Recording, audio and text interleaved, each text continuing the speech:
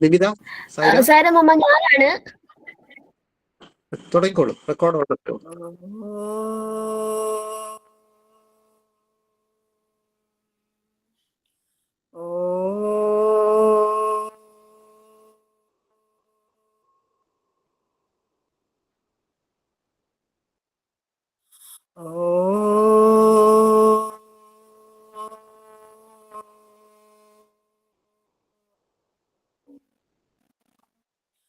ഓം സാईश्वराय വിദ്മഹേ സത്യദേവായ ധീമഹി തന്നഃ സർവഃ പ്രചോദയാത്.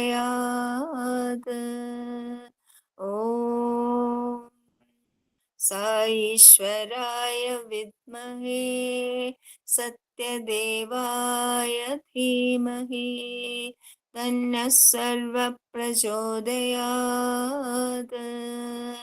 ഓം സാईश्वराय വിദ്മഹേ സത്യദേവായ ധീമഹി തന്നഃ സർവഃ പ്രചോദയാത്. ഓം ശാന്തി ശാന്തി ശാന്തി. ഓം ശ്രീ സായിരാം. ഇന്ന് ശ്രീ സത്യഭാമ TP കണ്ണൂരിൽ നിന്നാണ്. വായിച്ചോളൂ സായിരാം. സായിരാം. എല്ലാമെല്ലാമായ നമ്മുടെ ഭഗവാന്റെ പാതാരവിന്ദങ്ങളിൽ സാഷ്ടാംഗ പ്രണാമം. എല്ലാവർക്കും സായിരാം.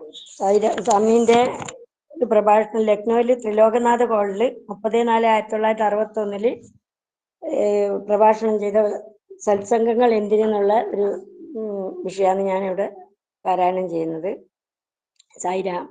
ആന്ധ്ര, മൈസൂർ, തമിഴ്നാട്, കേരളം എന്നിവിടങ്ങളിൽ നിന്ന് ഉള്ളവരുടെ ഈ ഒത്തുചേരലിൽ എനിക്ക് എന്തെന്നില്ലാതെ സന്തോഷം തോന്നുന്നു.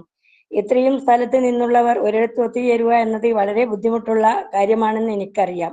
പക്ഷെ ഓർമ്മിക്കുക, നിങ്ങൾ പഞ്ചപ്രാണനാണ്. പക്ഷെ നിങ്ങൾ 4 നിന്നുള്ളവരും ഉത്തർപ്രദേശിലുള്ളവരും ചേർന്നാലേ 5 നിങ്ങളെല്ലാം ഉത്തർപ്രദേശിലാണ് കുടിയിരിക്കുന്നത്.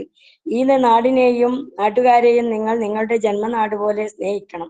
സാധാരണഗതിയിൽ ഇത്രയും നാൾ ആന്ധ്ര അസോസിയേഷനും കേരള അസോസിയേഷനും തമിഴ്നാട് സംഘവും മൈസൂർ അസോസിയേഷനും ഇവിടെ ചെയ്തുകൊണ്ടിരുന്നത് എന്താണ്? അവരവരുടെ നാട്ടിൽ നിന്നുള്ള ഏതെങ്കിലും പ്രമുഖ വ്യക്തികൾ ഇവിടെ ലക്നൌവിൽ എത്തിയാൽ ആ വ്യക്തികളെ സ്വീകരിച്ച് പ്രത്യേകം സത്സംഗങ്ങൾ ചേരും. ഞാൻ ആന്ധ്രയിൽ നിന്നുള്ളതാണെന്ന് നിങ്ങൾ വിചാരിക്കരുത്. ഈ പ്രപഞ്ചമാണ് എൻ്റെ കൊട്ടാരം. ആ കൊട്ടാരത്തിലെ മുറികളൊക്കെയാണ് സ്റ്റേറ്റുകൾ. എന്നെ സംബന്ധിക്കുന്ന ആ വലിയ സത്യം അറിയിക്കുവാനാണ് ഞാൻ ഇവിടെ വന്നത് തന്നെ. ഏത് ഭാഷയാണ് സംസാരിക്കുന്നത് എന്നതല്ല, നിങ്ങൾ എങ്ങനെ പെരുമാറുന്നു എന്നതാണ് പ്രധാനം. ഹൃദയത്തിന്റെ ഭാഷയിൽ തമിഴെന്നോ തെലുങ്കെന്നോ മലയാളമെന്നോ വേർതിരിവില്ല. ഹൃദയത്തിന്റെ ഭാഷയിൽ ദയ, സ്നേഹം, സാഹോദര്യം, സേവനം തുടങ്ങിയ വികാരങ്ങൾ മാത്രമേ ഉള്ളൂ. ദേഷ്യമായാലും വെറുപ്പായാലും സ്നേഹമായാലും ശരി, ഹൃദയം കൊണ്ട് സംസാരിച്ചാൽ എല്ലാവർക്കും മനസ്സിലാകും. ഹൃദയം കൊണ്ട് സംസാരിക്കുന്ന സംസാരശേഷിയില്ലാതെ മൂകനായാലും കേൾക്കുന്നത് ബധിരനായാലും പരസ്പരം ആശയം കൈമാറാൻ കഴിയും. ആ ഒരു ഭാഷ ഉറവയെടുക്കുന്നത് ആത്മബന്ധത്തിൽ നിന്നാണ്. നിങ്ങൾ വിവിധ ഭാഷ സംസാരിക്കുന്നവരാണെങ്കിൽ നിങ്ങളുടെ ഭാഷയുടെ മഹത്വത്തെക്കുറിച്ച് തർക്കിച്ച് സമയം പാഴാക്കരുത്. ആര് വലുത് എന്ന് നിശ്ചയിക്കലല്ല ഭാഷയുടെ ഉദ്ദേശം. എല്ലാ ഭാഷക്കും അതിൻ്റെതായ കുറ്റവും കുറവുകളും ഉണ്ട്. എന്നാൽ ഹൃദയത്തിന്റെ ഭാഷയ്ക്ക് ഒരു വിധത്തിലുള്ള കുറവുമില്ല. അത് പൂർണ്ണമാണ്. ഭാഷയും മതവും വേറെ വേറെ ആയിരിക്കാം, പക്ഷെ വഴി ഒന്ന് തന്നെ. പൂക്കൾ പലതായിരിക്കാം, എന്നാലും അർച്ചന ഒന്ന് തന്നെ. വിവിധ ജോലികൾ ചെയ്യുന്നവരായിരിക്കാം, എങ്കിലും ജീവിതം ഒന്ന് തന്നെ. എല്ലാവരും സൗഹൃദത്തോടെ സാഹോദര്യത്തോടെ ജീവിക്കുക. അടിസ്ഥാനപരമായ പ്രാർത്ഥന ഒന്ന് മാത്രം.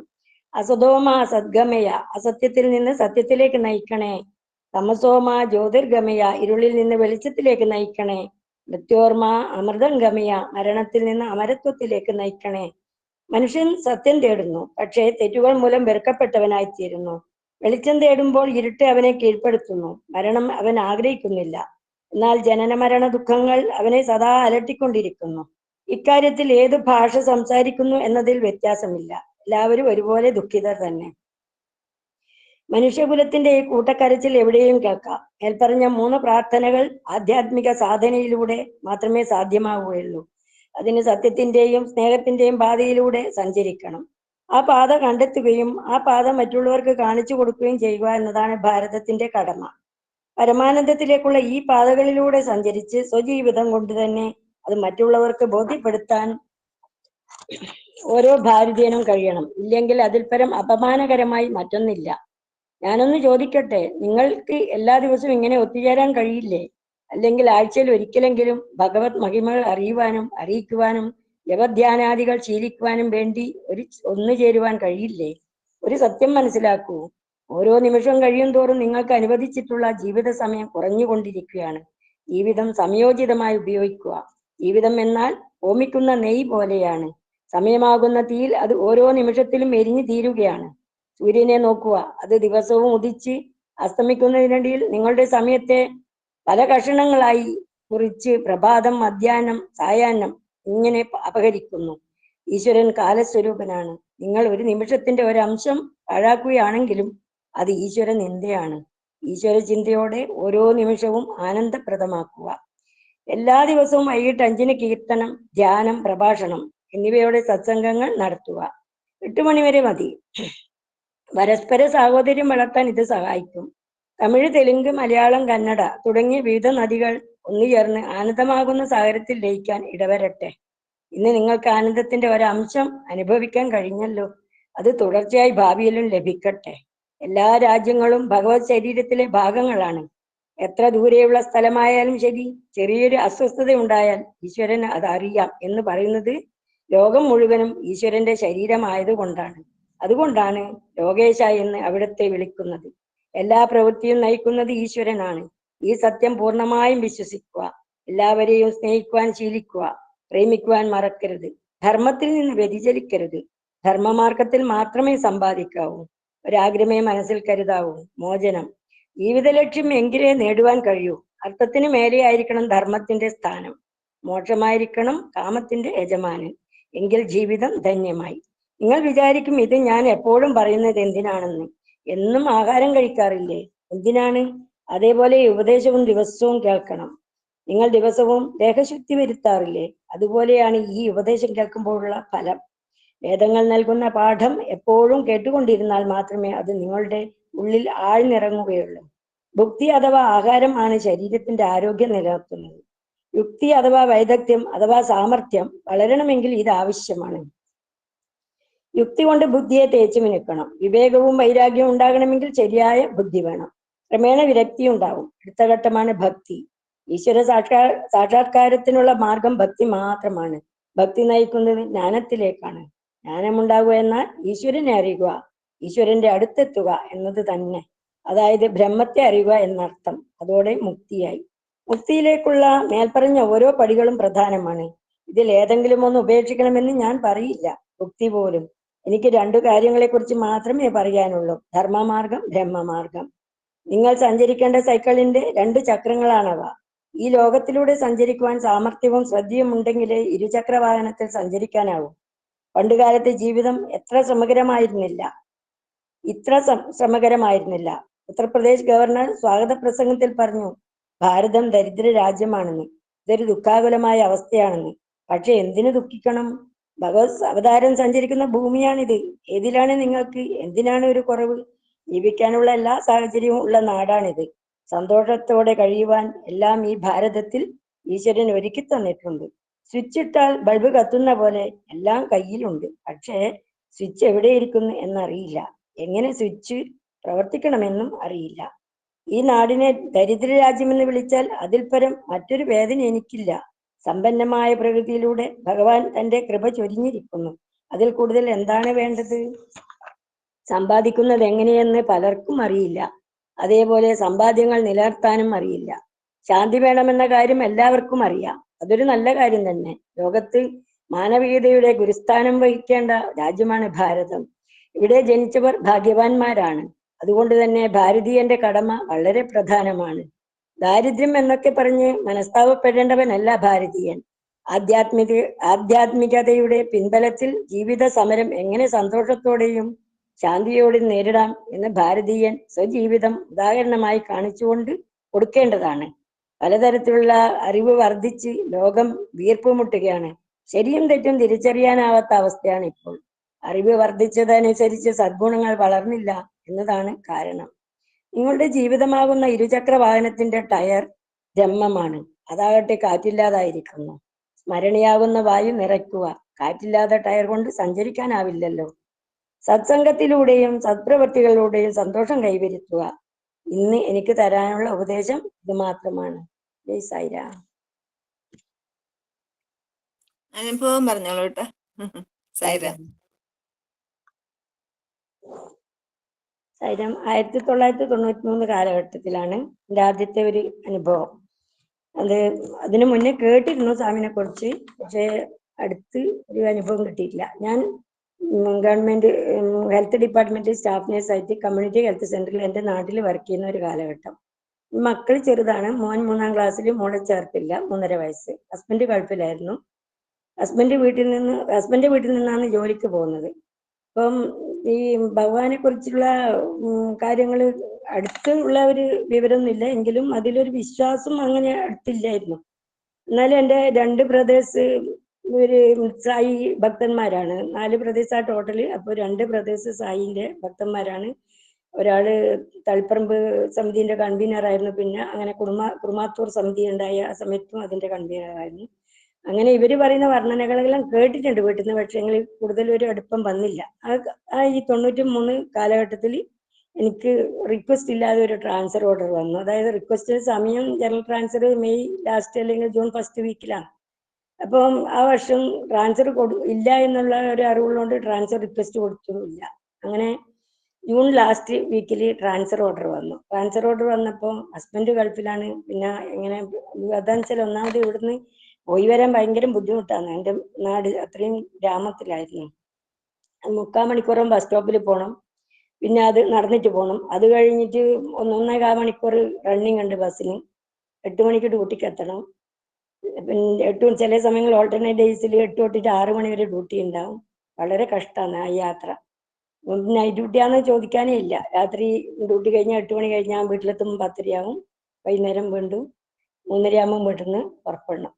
സമയം കുട്ടികളെ പഠിത്തം, പിന്നെ സഹായത്തിന് ആരും ഇല്ല താമസിക്കാൻ. അപ്പോൾ ഇങ്ങനെ ഒരു സമയത്ത് എനിക്ക് കണ്ണൂര് ആശുപത്രിക്ക് അടുത്തോ സ്കൂളിന്റെ അടുത്തോ താമസിക്കണം. അപ്പോൾ കുട്ടികളെ അഡ്മിഷൻ എല്ലാം പ്രശ്നം.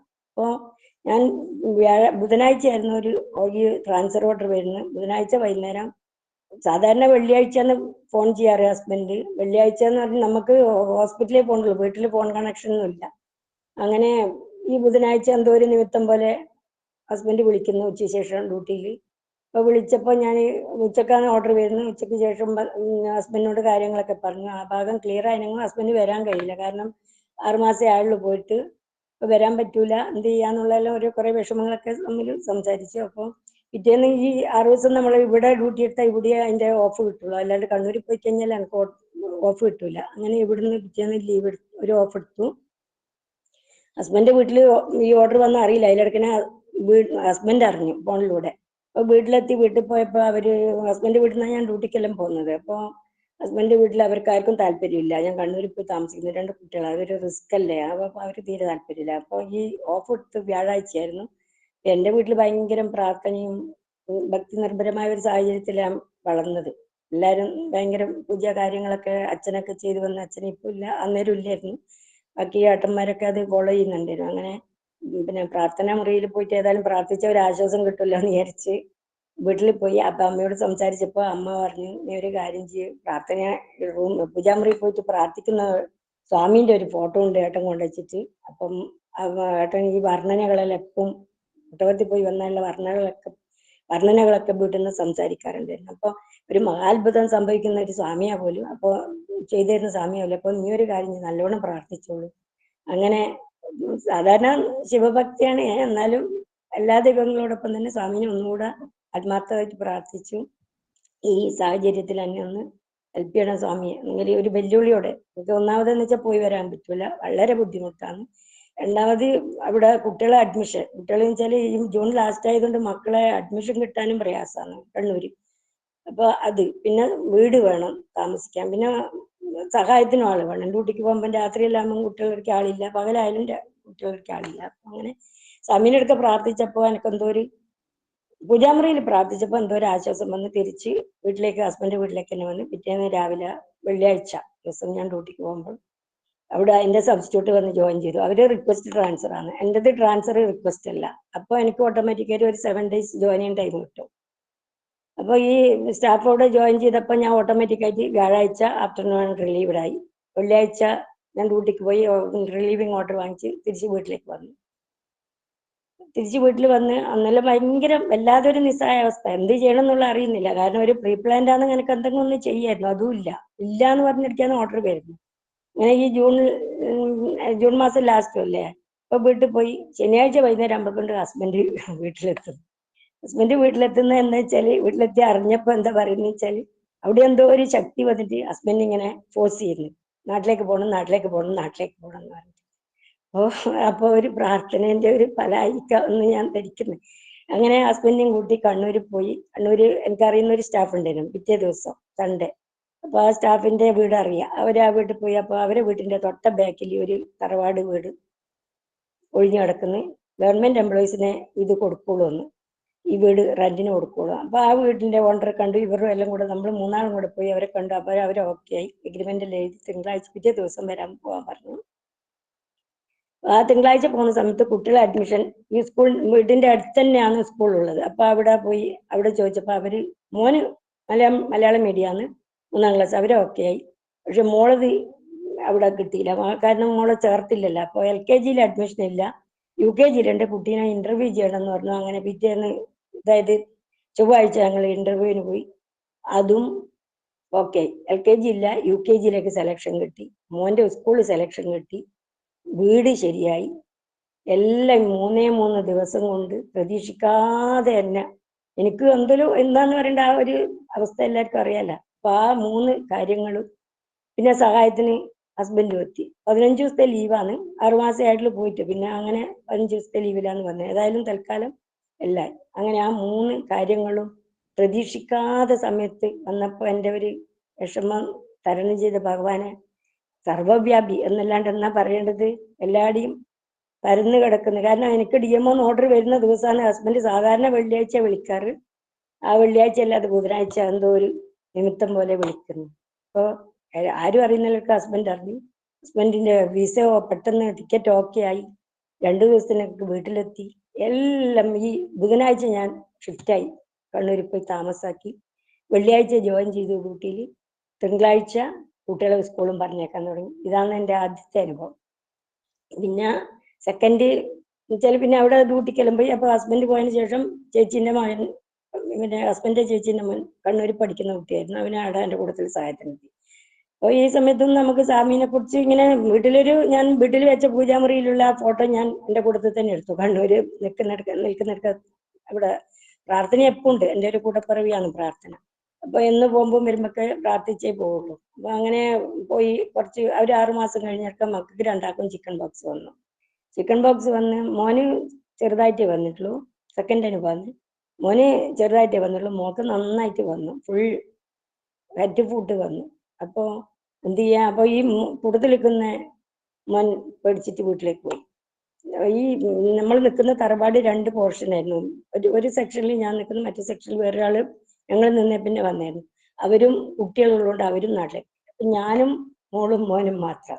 രാത്രിയാണെങ്കിൽ 103 ടെമ്പറേച്ചർ, അതിൽ മേലെ വരുന്ന എന്താ ചെയ്യേണ്ടത്, ഒരു നിസ്സഹായ അവസ്ഥ എവിടെയും വന്നു. സ്വാമി എന്താ ഇങ്ങനെ പരീക്ഷണം എന്നെല്ലാം പ്രാർത്ഥിച്ചുള്ള ദൈവങ്ങളെ തേച്ചും പ്രാർത്ഥിച്ച് ഞാൻ കടന്നു. ഉറക്കില്ല. രാവിലെ പിന്നെ ബ്രേക്ക്ഫാസ്റ്റ് ആക്കട്ടെ എന്ന് വിചാരിച്ചിട്ട് ഞാൻ കിച്ചണിൽ പോകുമ്പോൾ കിച്ചന്റെ ഭാഗത്ത് നിന്ന് ഒരു മുട്ടല് ഒരു സൗണ്ടും. അപ്പൊ ഞാൻ വിചാരിച്ചു രാവിലെ ഒരു 6-7 മണിക്കുള്ളിലായിരുന്നു ബ്രേക്ക്ഫാസ്റ്റ്, കാരണം ഉറക്കില്ല. രാവിലെ കിച്ചണിൽ പോകുന്നു. അപ്പോൾ ഇതെല്ലാം ഉണ്ടാക്കാൻ വേണ്ടി പോകുമ്പോൾ കുട്ടികൾ എണീക്കുമ്പോൾ ഇതാക്കട്ടെ എന്ന് വിചാരിച്ച് നോക്കി. അപ്പൊ കിച്ചന്റെ സൈഡിൽ ഒരു മുട്ടൽ കേട്ടപ്പോൾ ഞാൻ നോക്കുമ്പോൾ ഒരു എന്താ പറയണ്ട, ഒരു പക്ഷി തത്തേനെ കൂടും, ഒരു ബാണൊക്കെ ഇട്ട്, ഒരു ഫുൾ മുഷിഞ്ഞ വേഷം, ഒരു 6 അടി പൊക്കം, അങ്ങനെയുള്ള ഒരു മനുഷ്യൻ അവിടെ വന്ന് നിന്നിട്ട് വടക്ക് ഭാഗം, അടുക്കള ഭാഗം. അപ്പൊ ഞാൻ പറഞ്ഞു, അയ്യോ നിങ്ങളൊരു അച്ഛന്റെ പ്രായം, നിങ്ങളെന്താ ഈ വടക്ക് ഭാഗത്ത് വന്നു, ഇതിന്റെ ഫ്രണ്ട് അപ്പുറമാണ്, അവിടത്തേക്ക് പോകാന്ന്. അപ്പൊ ഈ ധർമ്മത്തിന്റെ ആളാന്ന് ധരിച്ചിട്ട് ഞാൻ എന്താക്കി, 2 രൂപ ധർമ്മം കൊടുക്കാന്ന് വെച്ചിട്ട് 5 രൂപയേ ഉണ്ടായിരുന്നു. അപ്പൊ 2 രൂപ കൊടുക്കാൻ വേണ്ടി മുന്നിലോട്ട് പോകുമ്പോക്ക് ഞാൻ പറഞ്ഞു, എനിക്ക് ഇതിന്റെ ആവശ്യമൊന്നുമില്ല, നിങ്ങൾ ഇതൊന്നും എടുക്കണ്ടെന്ന് പറയുമ്പോഴൊക്കെ ഇയാൾ ഈ തത്തേനെ എടുത്തു വെച്ചു. പറഞ്ഞു രാവിലെ മോള് അല്ലെ രാത്രി മോള് ഫുൾ ഉറങ്ങിയില്ല അല്ലേ, ദൈവത്തിനെ ഫുൾ വിളിച്ചിട്ട് കിടക്കില്ലേ ഇന്ന്, നിങ്ങൾ പിന്നെ ഇതാ ദൈവത മുന്നിൽ പ്രത്യക്ഷമായിട്ട് എനിക്കിപ്പോൾ വിളിച്ചു തരണേ, അതിൽ പൂരിത്തിരിക്കണം. അപ്പോ ദൈവത മുന്നിൽ പ്രത്യക്ഷമായിട്ട് എന്ന് പറഞ്ഞ് ലക്ഷ്മി ദേവിനെ അടുത്ത് വെക്കുന്നത് തത്ത. അപ്പൊ ഞാൻ വിചാരിച്ചു അതുകൊണ്ടായിരിക്കാം. അപ്പൊ എന്നിട്ട് പറഞ്ഞു ഇതൊരു ചെറിയൊരു ഇതേ ഉള്ളൂ, അതുകൊണ്ട് ഒന്നും പേടിക്കാനൊന്നുമില്ല, നമ്മൾ ധൈര്യമായിട്ടിരുന്നു, അത് സാവധാനം പോയിക്കോളും, പ്രശ്നമൊന്നുമില്ല, ഒന്നും ഉണ്ടാവില്ല, ഒന്നും പ്രശ്നമില്ല, മോള് ധൈര്യമായിട്ട് മുന്നോട്ട് പോയിക്കോന്ന് പറഞ്ഞു. അപ്പൊ ഇന്നലെ രാത്രി കഴിഞ്ഞ സംഭവം ഇയാള് കണ്ട മാതിരിയെല്ലാം പറയുമ്പോ എനിക്ക് എന്തോ ഒരു ഉള്ളിലൊരു തോന്നി, എന്തോന്ന് തോന്നി. അപ്പൊ ഇയാൾ ഇതെല്ലാം എടുത്ത് ഞാൻ ഈ ധർമ്മം കൊടുത്ത് 2 രൂപ കൊടുത്തപ്പോ 5 രൂപ, 2 രൂപക്ക് വരെ 5 രൂപയാണ് കൊടുത്തത്. 5 രൂപ കൊടുത്തപ്പോ ബാക്കി 2 രൂപക്ക് ബാക്കി 3 രൂപ ഉണ്ടല്ലോ, അന്നത്തെ എല്ലാം അങ്ങനെയല്ലേ, 93 കാലത്തിലെ പൈസ കിട്ടായിട്ട് തന്നെയായിരുന്നു ഹസ്ബൻഡ് ഉണ്ടായാലും. അപ്പൊ ആ 5 രൂപ കൊടുത്തപ്പോ മനസ്സിലിങ്ങനെ ധരിച്ചു എന്തപ്പോ എന്റെ ബാക്കി തരാണ്ട് ഇയാൾ പോകുന്നെന്ന് പറഞ്ഞു. അപ്പൊ ചെറിയൊരു മുറ്റായിരുന്നു, ആ മുറ്റത്തിട്ട് നിന്നതിൽ ഒരു പുളിയുണ്ട്, ആ പുളിന്റെ കീഴിൽ നിന്നിട്ട് ഇയാൾ പറയുന്നു മോള് ദയുള്ളതാ, മനസ്സ് ശുദ്ധ.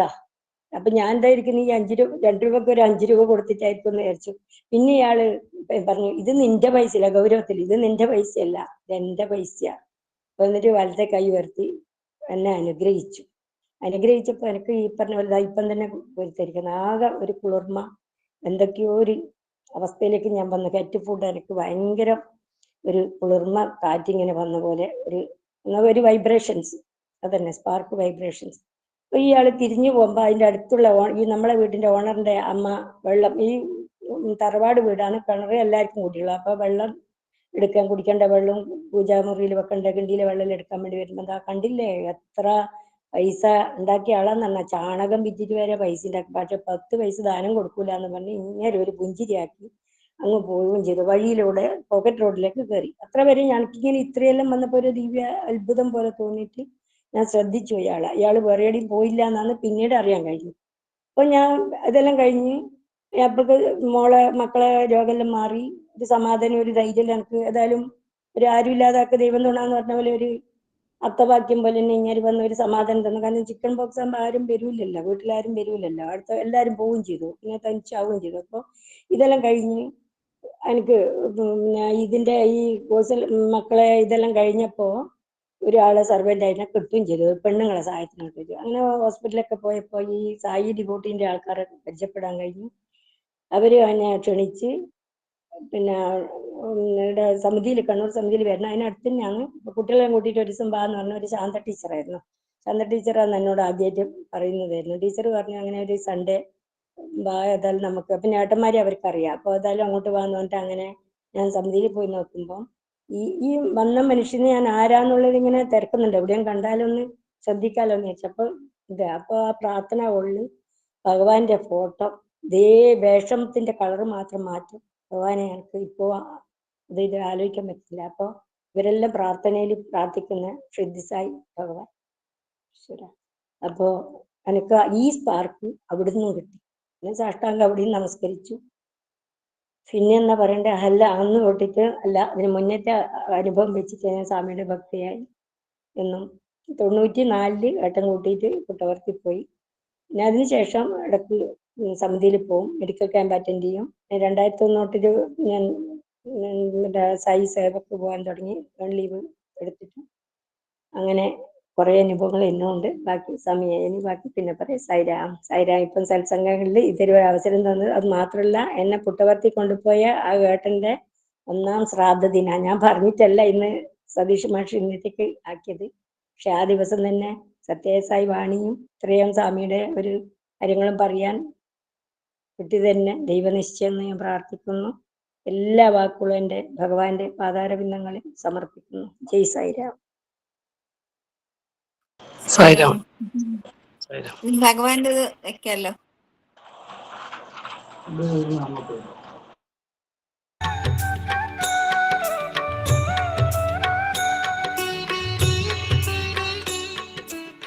మనసుకు మరొక పేరు కూడా ఉంటున్నది, అంతఃకరణ అని. There is one more name given to mind, that is అంతఃకరణ. అంతఃకరణ అనగా లోపల ఇంద్రియము, లోపల పనిముట్టు అని.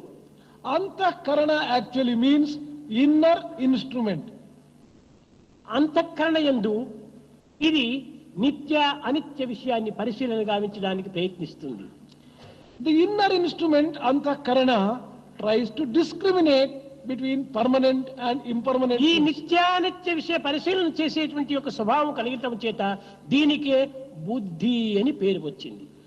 The name Buddhi has been given to Antakarana, the intelligence, on account of its power to discriminate between permanent and impermanent ఇది things. మహా సూక్ష్మమైనటువంటిది. This is extremely subtle. దేహము కంటే ఇంద్రియము, ఇంద్రియము కంటే మనసు, మనసు కంటే బుద్ధి, ఒకదానికంటే ఒకటి అతి సూక్ష్మమైన స్వరూపాలు. Compared to body, the senses. Compared to senses, mind. Compared to mind, intellect. Each one gradually is more and more subtle and subtle.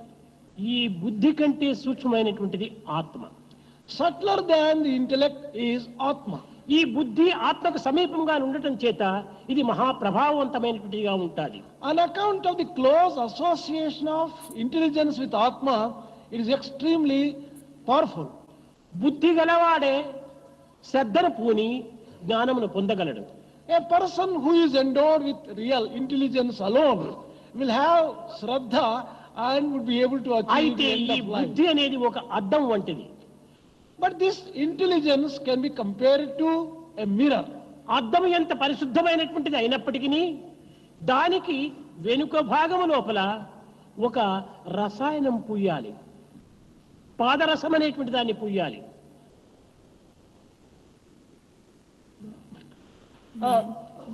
Whatever be the purity of the mirror, if you want to get your image reflected, mercury must be applied to the back of the mirror. అద్దమునకు పాదరసం ఒకవైపున పూసినప్పుడే నీ ప్రతిబింబం అందులో స్పష్టంగా కనిపిస్తుంది. You would be able to see the reflection of yourself in the mirror only when to the back of the mirror mercury is applied and made to reflect. అట్లు కాకుండా అద్దము ఎంత పరిశుద్ధమైనటువంటి అయినప్పటికీ పాదరసమే పూయకుండినా నీ ప్రతిబింబం అందులో కనిపించదు. However clean a mirror may be, without mercury on the back of it, you will not be able to get yourself reflected in it. అటులనే బుద్ధి చాలా పవిత్రమైనటువంటిది, విలువైనటువంటిది, ఘనమైనటువంటిది అయినప్పటికీ దీనికి మరొక వైపున ప్రేమ అనేటువంటి రసాన్ని పూసినప్పుడే ఇందులో నీ యొక్క స్వస్వరూపాన్ని సుస్పష్టంగా నీవు చూడగలవు. You will be able to realize yourself reflected in buddhi only when this buddhi or intelligence is backed up by love.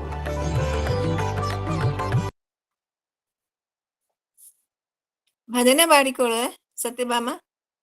Sai Ram.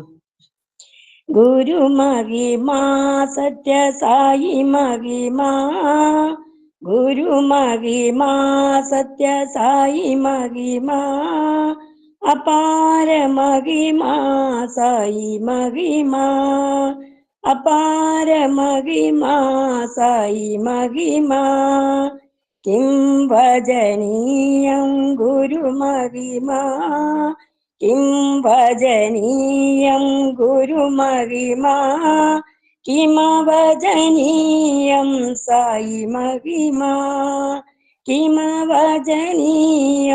Sai മഹിമാ, അജ്ഞാനനാശക സുജ്ഞാന പോഷക, അജ്ഞാനനാശക സുജ്ഞാന പോഷക, പ്രജ്ഞാപ്രബോധക സായി മഹിമാ, പ്രജ്ഞാപ്രബോധക സായി മഹിമാ, ഗുരു മഹിമാ സത്യ സായി മഹിമാ, ഗുരു മഹിമാ സത്യ സായി മഹിമാ, അപാര മഹിമാ സായി മഹിമാ, അപാര മഹിമാ സായി മഹിമാ, കിം ഭജനീയം ഗുരു മഹിമാ, കിം ഭജനീയം ഗുരു മഹിമാ, കിമഭജനീയം സായി മഹിമാ, കിമഭജനീയം സായി മഹിമാ, അജ്ഞാനനാശക സുജ്ഞാന പോഷക, അജ്ഞാനനാശക സുജ്ഞാന പോഷക, പ്രജ്ഞാപ്രബോധക സായി മഹിമാ, പ്രജ്ഞാപ്രബോധക സായി മഹിമാ, ഗുരു മഹിമാ സത്യ സായി മഹിമാ അപാര മഹിമാ സായി മഹിമാ. സായിരാം. സായിരാം. സായി ഉപമ. ഒരു മനുഷ്യന് ആവശ്യമായ എല്ലാ സാധനങ്ങളും ലഭിക്കുന്ന ഒരു കടയുടെ ഉടമയെ പോലെയാണ് ഞാൻ. കൗണ്ടറിന് പുറകിൽ നിൽക്കുന്ന ആളെ പോലെ നിങ്ങൾ ആവശ്യപ്പെടുന്നത് മാത്രമേ ഞാൻ നൽകുകയുള്ളൂ. ഒരു ഉപഭോക്താവ് തോർത്തു ചോദിച്ചാൽ അയാൾക്ക് ഞാൻ എങ്ങനെയാണ് മുണ്ടു കൊടുക്കുക? ഈ ഭൗതിക വസ്തുക്കൾക്ക് യാതൊരു പ്രാധാന്യവുമില്ല. ഭക്തിയും ജ്ഞാനവും വിവേകവും ആവശ്യപ്പെടുക. എനിക്ക് സന്തോഷമാകും. കൂടുതൽ പേരും ഇങ്ങനെയുള്ളതിന് ഇപ്പോൾ ആഗ്രഹം പ്രകടിപ്പിക്കുന്നതേയില്ല. അത് അവരുടെ നിർഭാഗ്യമാണ്. അവർ തങ്ങളുടെ അമൂല്യമായ അവസരം നഷ്ടപ്പെടുത്തുകയാണ്. ജയ് സായിരാം. സായിരാം. സമസ്തലോകാ സുഖിനോ ഭവന്തു. സമസ്തലോകാ സുഖിനോ ഭവന്തു. സമസ്തലോകാ സുഖിനോ ഭവന്തു. ഓം ശാന്തി ശാന്തി ശാന്തി. സായിരാം. എല്ലാവർക്കും സായിരാം. സായിരാം. എല്ലാവർക്കും